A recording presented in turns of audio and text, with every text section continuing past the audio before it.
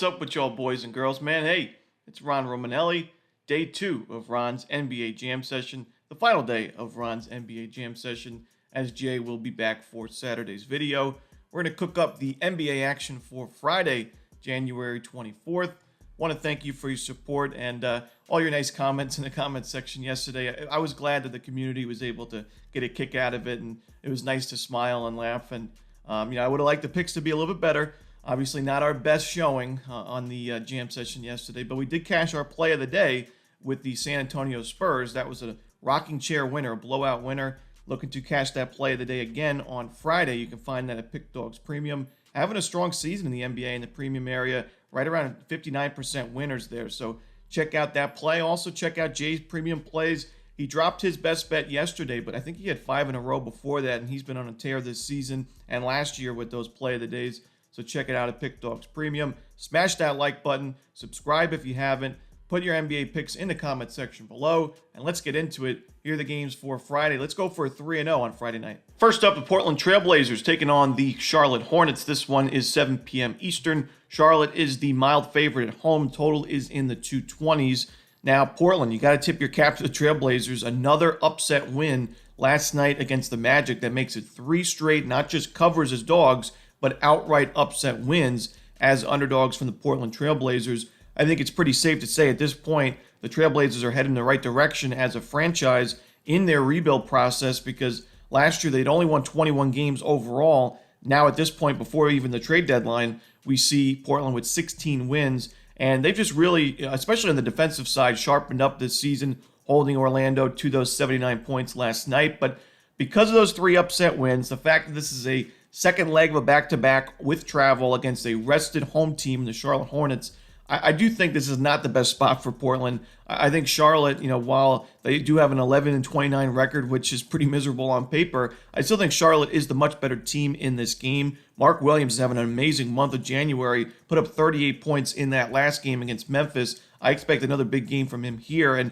I just think that because of Portland's upset wins recently and against the spread covers, they're a little bit overvalued in a spot like this. So I'm going to go with the Charlotte Hornets and lay the points. Next up, the Cavaliers and the 76ers. The Cavs are the big favorite on the road. Philadelphia is on that 9-game against the spread losing streak, and it's been tough sledding for Philadelphia this season with that 15-27 record. But when you look at teams on a 9-game skid against the spread, I think the knee-jerk reaction is to say maybe they're due for a cover or they're undervalued because of that losing streak. They're playing a really good team, so maybe we're getting enough points here at Philly to take a chance with them. But what I would say is, teams on 9-game against the spread losing streaks in the last 20 years are 22-11 against the spread. So 66%, definitely a nice winning record there. However, when you look at the numbers closer, favorites are 8-1, while the dogs are just 14-10. And we see Philadelphia as a big dog in this game. So that's much less of a winning record. And then you look at it even closer,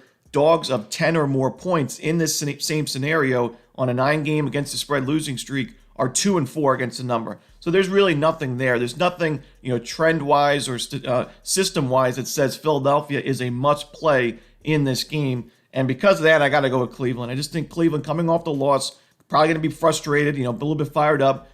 For me, there's no reason why they can't win this game in blowout fashion. So I'm going to go with the Cavs and lay the points. Next up, we have the New Orleans Pelicans taking on the Memphis Grizzlies. This one's 8 p.m. Eastern on NBA TV.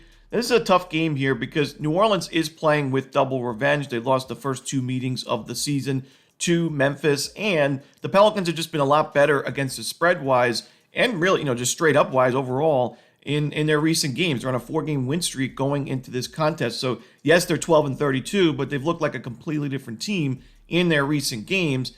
Another problem is, though, with New Orleans, no Brandon Ingram still, no Zion. Jones is still out for New Orleans, so they are shorthanded. And when you look at the Grizzlies, this is a potent offense. I mean, this is one of the best offenses in the NBA. There's a reason this total is in the mid-240s. I expect Memphis to score a ton of points. The question is, can New Orleans keep up for 4 quarters to find the cover?